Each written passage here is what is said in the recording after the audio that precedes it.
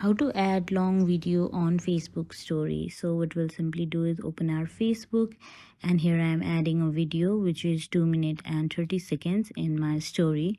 Then after adding it, we will be able to see that only some, yeah, here is my story getting uploaded.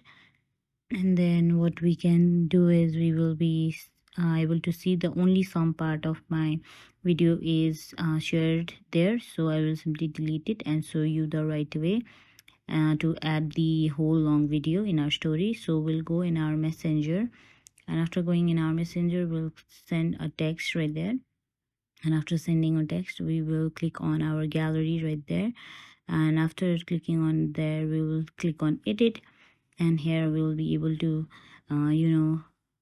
add this video in our story. So we'll simply click on add to story, and then we will go back, and after going back, we will be able to now see that it is set in our story.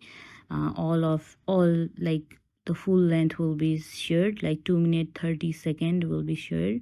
So yeah, that is how to add long video on Facebook story. You have to go through all this process, not by adding it directly from the Facebook, but adding it from our messenger itself.